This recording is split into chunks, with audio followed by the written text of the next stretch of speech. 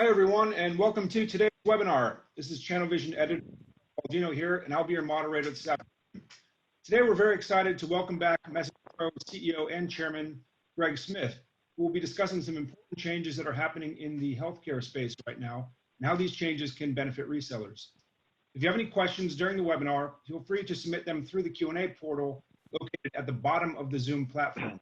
We'll have a Q&A session at the end of the presentation. Point, I'd like to turn the webinar over to Greg to begin. Greg?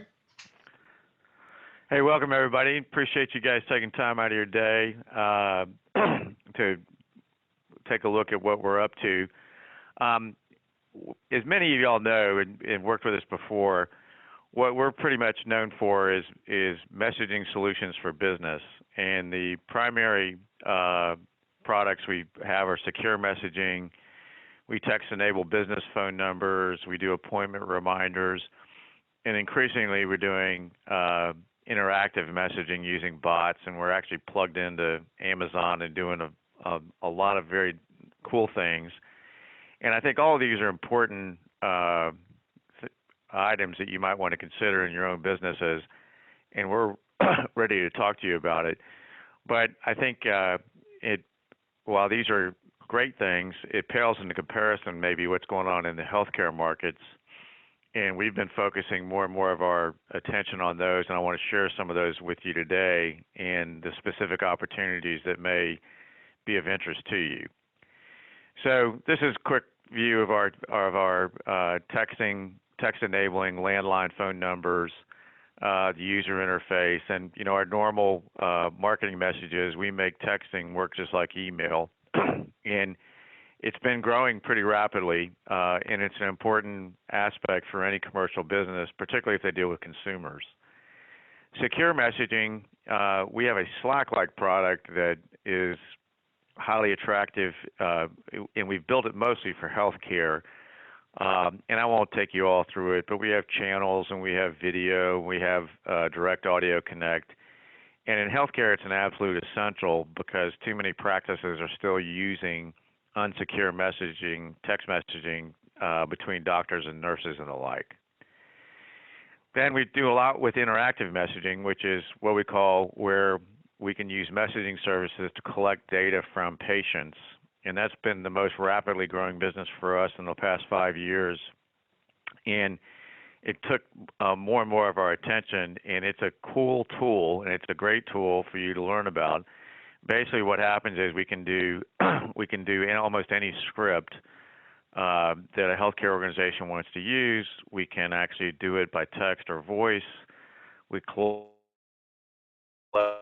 all the data. We can actually alert caregivers of certain things, and we report it and log it.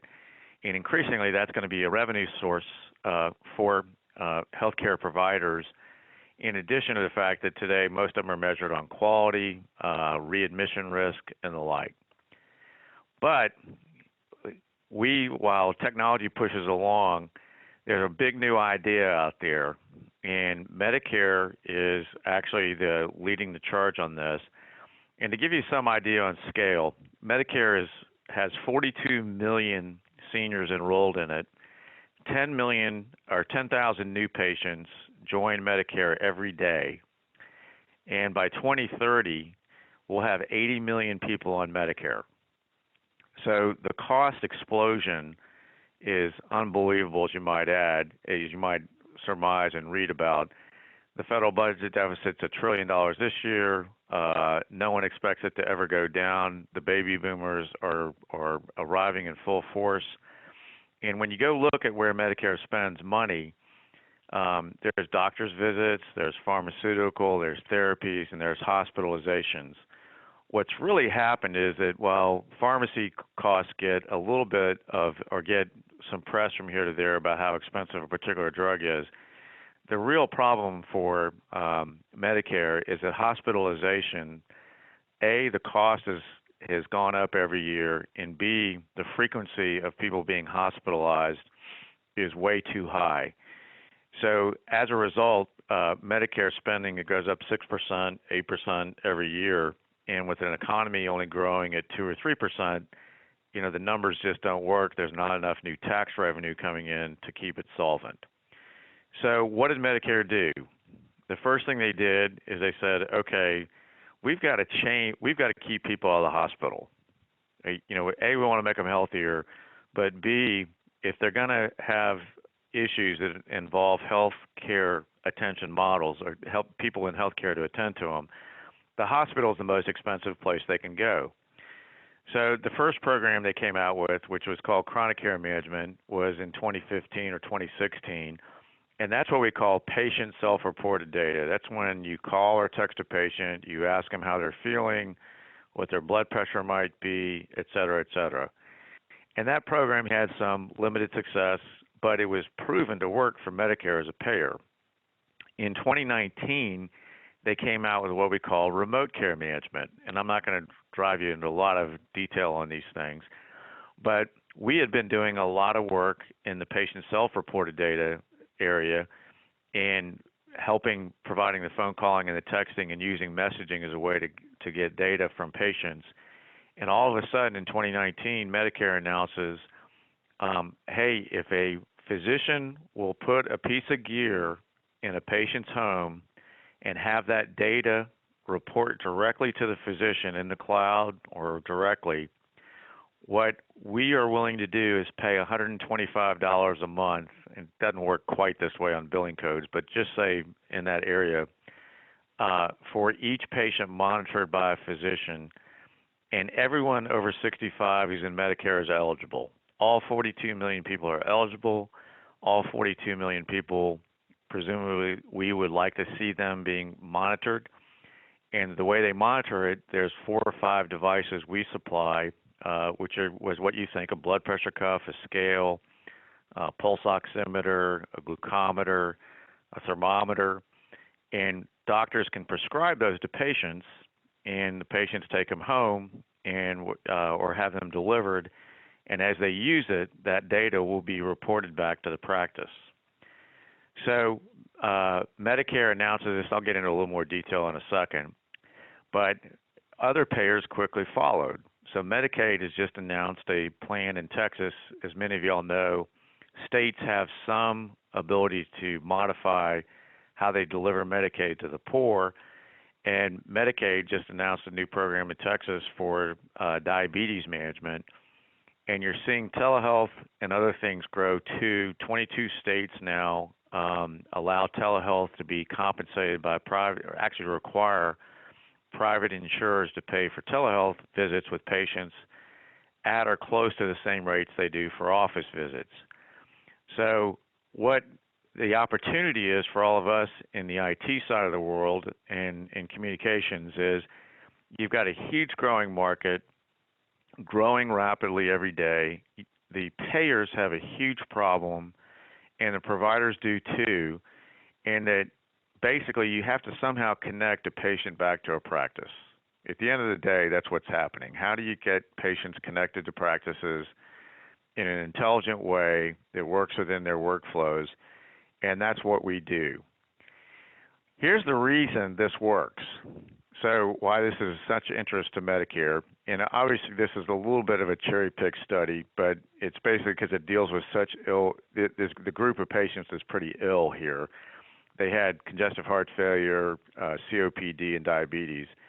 And remember, this program's only a year old, but in June or July last year, NIH went out and did a study of 6,000 patients and found that remote care management made a huge difference in cost and in patient benefits. 45% drop in expected mortality compared to the other group, 20% fewer office visits or emergency room visits, or 15%, 20% fewer emergency admissions, and the patients save money out of pocket too. So it's a huge winner. And as a result, in 2020, they actually made the rules even more impressive or more favorable for physicians to take this on. I'm going to show you sort of a ooh-ah slide here in a minute, which is basically, hey, how big is this and how big a change is it? So here's a presentation I gave to a 99 hospital group who has actually 2.5 million Medicare patients in their served by their hospitals. And at 500,000 patients, if you take all the Medicare fee income they could earn by using remote care management, they would generate $1 billion in revenue and make $630 million more in net income, all with no capital expenditures, without acquiring a single new patient. If you take an individual doctor and you ran these numbers out, most of them have, and here in Florida for sure, 500 or so Medicare patients. Most primary care physicians have 300 to 500. You know, 100 patients is $100,000 of new net income to a physician. Most primary care physicians earn today less than $180,000 on average. So you're talking about almost doubling their income if they get a decent number of Medicare patients on. So there's a strong interest of practices and healthcare organizations of all types to look at remote care management models. And so now let me turn to you and say, okay, you're out talking to one of your doctor friends or one of your clients, and what their first question is what in the world could go wrong, and who can help me do this? So first thing they have to do is they've got to provide equipment to patients. You know, is this going to cost me a lot of money up front? Oh my gosh, I have no idea I can't get my own apps and Bluetooth to work. How do I make seniors who are 70 years old, might be very sharp, but et cetera, who's going to manage the network every day? How do you interact with them? How do you support Medicare audits? And without getting into a ton of detail, that's what we do. What we do is build a company that actually can comply, that can deliver to this end-to-end to a practice. And really, in partnership with you, we can do quite a bit of this. So what our platform does is it's a combination of things. We're using largely equipment from China. It doesn't have to be, but we have 5 different devices. They're all Bluetooth enabled, have their own microprocessor in them. And what we do is we actually collect that data, and I'll show you the hub here in a second, which is the heart of it. We use wireless data networks. We are able to use here in the States, AT&T, Verizon, and T-Mobile. Sprint's possibly coming, but frankly, those big three cover most patients. We can do Wi-Fi for someone who lives on a mountaintop, but we're mostly focused on wireless, using the wireless data network to provide the data connectivity. We've got a hub, and I'll explain to you why that's so exciting here in a minute, but it makes it super simple for docs and patients to actually deploy remote care management. Then you have to do other things, like not all seniors are going to use the equipment all the time, so you better have reminder meeting, be able to check in with them, do things, and if there's one business that really truly needs great sophisticated messaging, it's healthcare when they deal with patients, because the staff, as you know, in every office is already overworked. They don't have call center type concept. So you have to use messaging to help them help remote patients. And then the last part was that to manage patients remotely, we had to build a clinician workspace, meaning that how do you enroll patients? How do you see their data? How do you bill for it? How do you do things like that you need to do? So these 5 big things I'll run through pretty quickly, but basically it helps out. The idea is that the physician has to do as little as possible to enact the program in terms of change, but it has an easy avenue for getting patients to enroll in the service and use it and like it. So here's the pictures of the 5 different pieces of gear we provide. You'll see some other things, and if a normal question comes up is, hey, if someone were a Fitbit, does that qualify under the Medicare rules? And those devices do not yet. They can be used, but they must also include at least one of these type of items that are FDA approved. So we took the most common, the 2 most common devices that are often prescribed are a scale and the blood pressure cuffs. Yeah, obviously for diabetes, glucose readers are great. Thermometers used probably the least, but it's actually surprisingly used more than I would have thought. So here's what we really built that makes us unique. And if you look at other solutions, if you go type into Google and you see remote care management and solution provider, you'll see a range of competitors. But this is what is sort of our magic sauce. And what we decided is that really no patient, particularly seniors, is going to be very good at really setting up their Bluetooth devices to transverse the internet over Wi-Fi and get to the doctor's office. And even if they could, the doctor would end up spending a lot of time on the phone trying to figure out how to help them do that. And remember, the doctor doesn't get paid unless the data flows. So what we did is we built a box, and in this box, if I took the top off of it, you'd see a computer we call Raspberry. It's called a Raspberry Pi, and it has a modem in it, and the modem can do Wi-Fi, 2G, 3G, 4G. And what we do is the only thing this modem does, or this what we call our hub, is the only thing it does is look for this gear. So it's all paired. It's everything else. So what's the net of this? Is you go into your doctor who uses remote care partners, and the doctor assigns you 2 devices and wants to enroll you in the remote care management program and bill Medicare for it. So they type a few keystrokes. The order comes in to RCP. 2 days later, on your front door is a box, has remote care partners on it, has Dr. Martin, if that's your doctor's name. You open the box, you plug in your hub, you start using your devices, and actually when you plug in the hub, as soon as it registers, says you're now connected to the doctor's office. It has speakers. So you start using the gear. So you go step on the scale, the hub will speak and say, we've got it, your measurement has been sent to the office. So the patient routinely, all they do is use the gear like they normally do. It's much less intrusive than a phone call, but that's high quality data that's going to your doctor. And then what we do is we actually provide that as a user interface. Now, a quick note here. Many of y'all are very familiar with apps and everything else like that. I mentioned the problem on apps of getting people set up the app and to somehow configure that app to be able to share data with the practice, which is not 100% easy to do. But apps have another problem, and the other problem is Apple and Android are not going to let that app stay open without you opening it. So most people have told me who've used app solutions is that their problem is someone steps on the scale, they haven't opened the app, that reading never went to the doctor. The good news for the hub is always on, always looking for that data. If you step on the scale, it's going to grab it and it'll forward it to the doctor. Next thing we do is we realize that it's in some new things for a practice is how do you monitor data that's coming in or have someone else do it if you want to outsource it.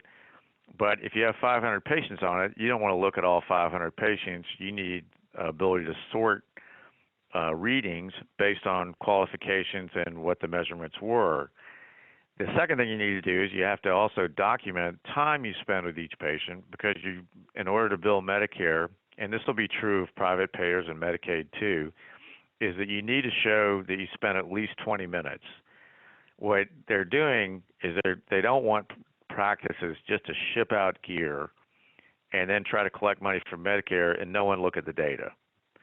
The last part is there's a lot of different billing codes, and you can optimize.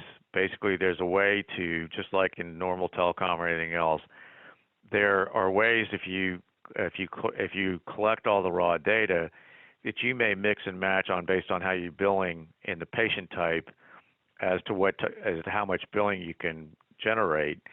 And that's a normal thing. That's what revenue assurance companies do. And that's what we help doctors do with all these remote care programs. Hey, what's the best way to bill Doug Jones based on the amount of time I spent with him and what equipment I sent to him and which program he's in? You can see here we have real simple user interface. You can easily create a care plan. We have 94 different care plans already built that match. There's very few patients that come in that aren't going to have a workable care plan. And then you can see from a normal, nice-looking web portal, all the data for that patient is available right away to the clinician reviewing it. You can see that everything's green here, except for today there was a negative over on the right. You can see there was a negative response to a question or two. They can click on that, review the data, and at all times we're tracking the time that they spent with Meredith McKenzie. They can even instantly communicate with Meredith by clicking on those buttons above, and that's a really good opportunity for those of you in IT help integrate your solutions with our back end to drive more value. Most doctors, interestingly enough, believe that basically what they're doing in large part is they're dealing with patients today, and they estimate that 40% of the time they spend with patients is not compensable. And you think about if they do a prescription refill, they don't get to bill anyone for that. Someone does it for you. Now, if you're in these programs, they're incented to help you more, interact with you more, and I think you're going to see the future of healthcare look quite a bit different. I mentioned a little bit of this already, from patient setup to patient monitoring to time tracking to getting reports and billing. Basically, with RCP, you get it all. We also have built a very powerful engine for doing voice and text communications, and we use Amazon Connect and bot-like things. And basically, we know a patient preference on how they like to communicate if they need to be communicated with, what times, and have very high recognition and infinitely scalable. We all know that an outbound telephone call is the most expensive thing you can do, one of the most expensive things you can do. In healthcare, it's even more so because the people don't have the time to do it. So powerful messaging is a key part of our solution set. And healthcare has great HIPAA concerns, so you have to have two-factor HIPAA-compliant texting. You can use apps, but patients are not necessarily great about downloading apps and having secure messaging. We've built two-factor texting that is HIPAA-compliant and allows doctors to use this for not only patients in our care plans using our devices, but also for other reasons. So what's the business opportunity around and what do we charge? So per patient in remote care management, we charge $35 a month per patient. In chronic care management, a different plan, we charge $9.95. And patients are eligible to be in both programs. We can also provide patient monitoring, meaning that someone will look at all the data collected and in turn only alert the practice to the patients that actually need their support during that day.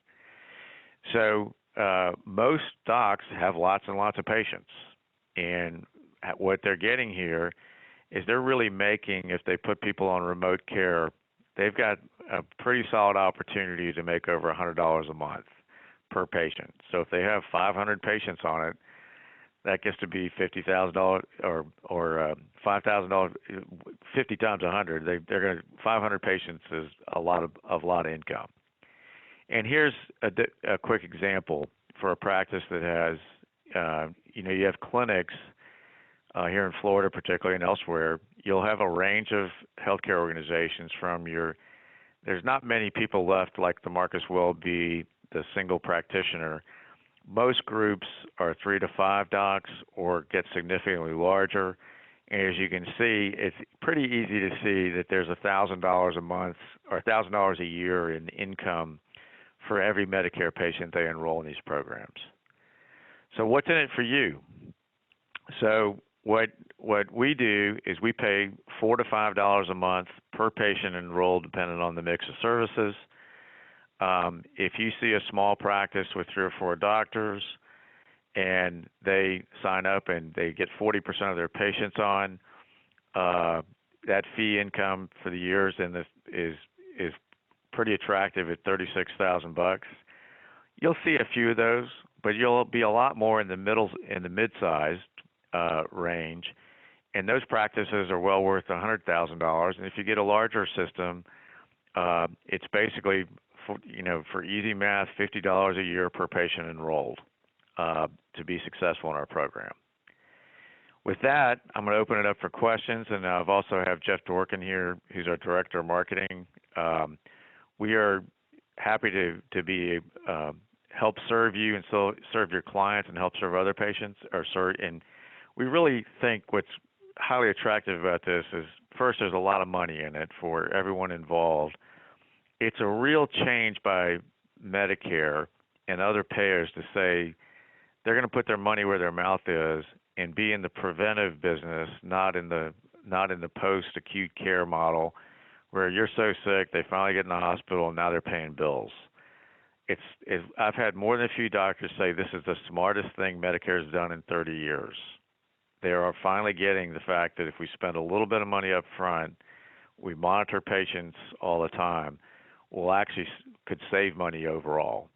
So with that, I'll open it up for your questions. All right. Thank you very much, Greg. Just a reminder, everyone, to please submit your questions in the Q&A box at the bottom of the platform here. I'll kick things off here with a question in terms of geography. Are practices using this solution in rural areas too, in addition to urban environments, areas that may lack strong connectivity? What are some of your strongest markets right now? Yeah, you would think that the market that actually needs it the most would be the very rural areas. Medicare has not finalized basically if you're a rural physician, and I'm talking about very rural, you have your own price plans with Medicare that are slightly different than those of really most everywhere else.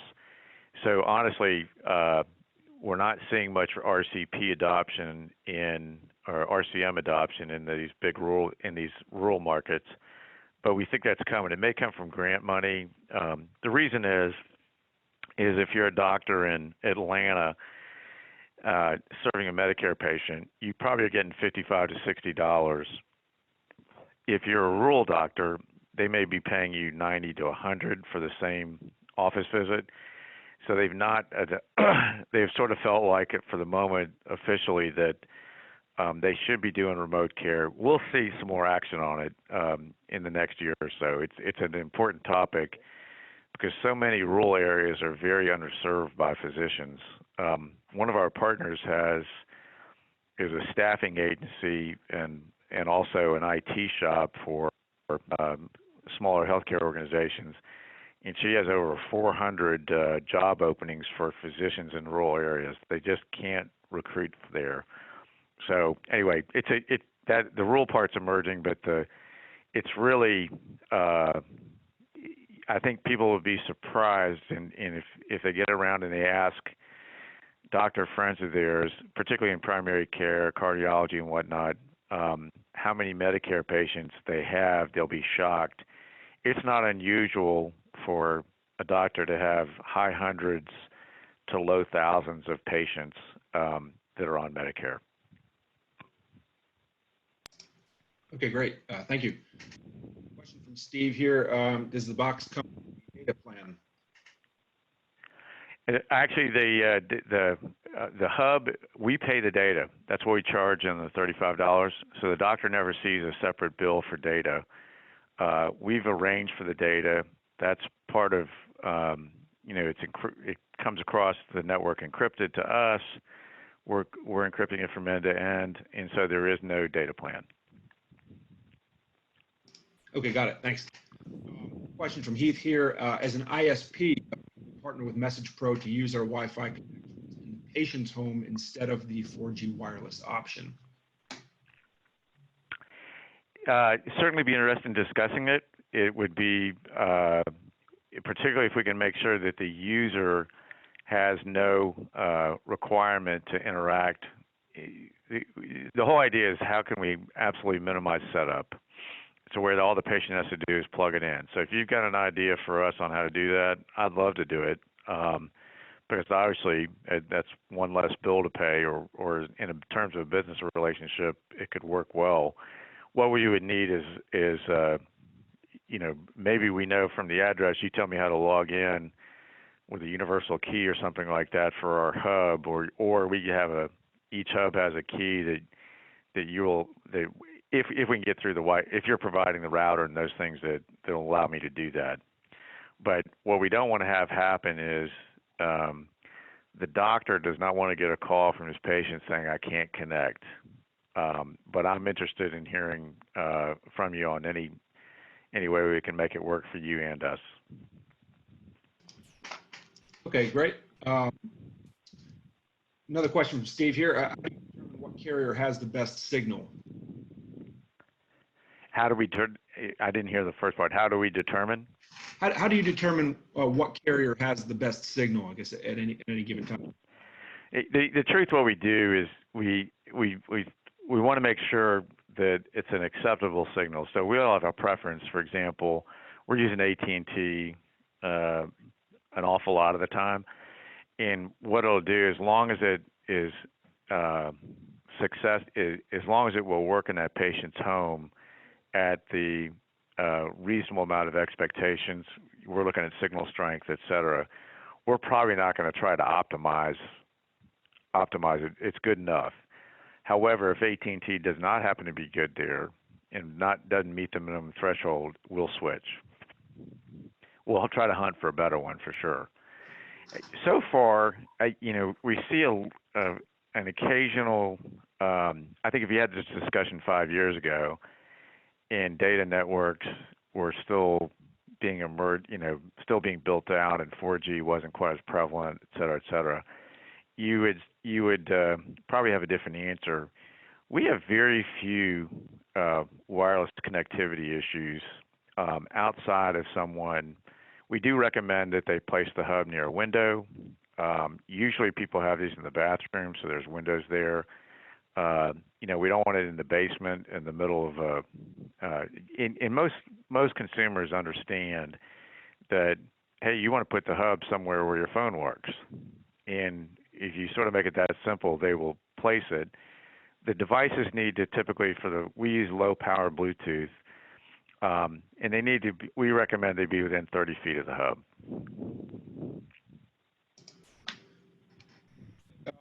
Here's a question for you.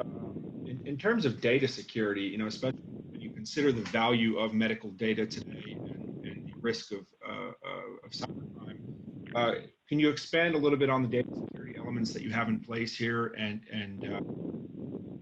maybe speak to how questions that physicians are asking too about cyber? Yeah, this is pretty easy in a way. It's a good reason for using cellular data and having our modem, because we encrypt it right at the modem. So basically, and then we go right up into the Amazon cloud typically. So it's encrypted from the modem all the way to the practice, user credentials, and all that kind of thing. You still run the risk of someone at the practice losing their login and seeing different data. But as far as the network connectivity goes, that's fine. The scale in different devices, we have they're not encrypted coming out, but the data is unintelligible unless you have worked with the equipment provider to understand what that data means. So eventually, as we get bigger, we could probably get encrypted Bluetooth, but at the moment, everybody's satisfied that it's it's only going to go 20, 30 feet, and then it doesn't mean much. So all security, we're probably, I think it might be a little different on the apps, certainly a little different on Wi-Fi. But we're able to, the hub actually provides some important safeguards on data security. My own view of this is that probably if device data, particularly the devices we're using, have a reasonably low risk of the data meaning anything if it was caught in the air somewhere. But, people have different points of view. the doctors have to figure, the Medicare and obviously other payers would like to get, they want patient device data to be delivered as frequently as possible. And if you think about it, what they're really doing is Medicare is interested in every Medicare beneficiary having a electronic connection to the healthcare system through their provider. They're paying for it. And it's almost like you could build AOL without sending out disks or anything else.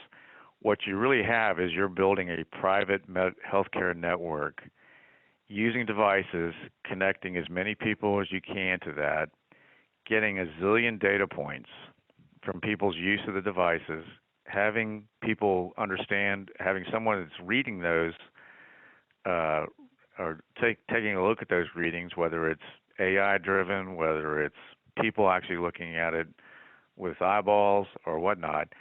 And it's going to be the future of healthcare. And people need it there, whether you read about value-based care models, population health management, et cetera, it's one thing that's clearly understood by just about everybody is that the current way we pay for healthcare isn't working. To give you one quick example here, and I'll shut up about it, but today we as a country spend $3.6 trillion in healthcare. If we do nothing different, meaning we keep all the same processes in place, we will spend $6 trillion in 2027. 80% of that is Medicare. So the federal government is incredibly interested in ways to slow down the growth in healthcare costs. You have a demographic bubble for sure, but you also have these escalating costs. You can't have healthcare go up 6-8% a year and the economy grow 2 or 3% a year without having a severe misplacement. And that's really what's happening. So technology, it's interesting to see that in this case, they're trying to incent everyone to participate in this, to get every patient connected, and the results are pretty stunning. They understand, hey, we're seeing reduced mortality, we're seeing reduced emergency admissions. And if we can help improve over healthcare results, not only will we all make money at it and deliver a great service for our clients, our healthcare providers, but helping the country too.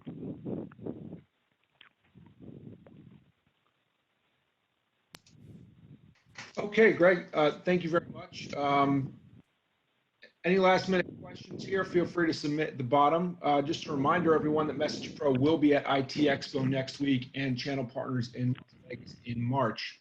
So plenty of opportunities to engage with the team at upcoming events here. Greg, any closing remarks here? Anything we haven't really touched on yet that you want to make sure to reinforce for our No, just feel free to, if anyone has any questions, to reach out directly to us or Jeff, and we look forward to working with you when the opportunity arises. All right, excellent. Thank you very much. Thank you. I think that wraps up today's event. Big thank you to Greg, MessagePro team. Just a reminder, this presentation will be available on demand following the at channelvision.com/webinars. For more information about MessagePro, please visit messagepro.com or email Jeff Dworkin at jeff.dworkin@messagepro.com. Thanks, everyone. We'll see you next time.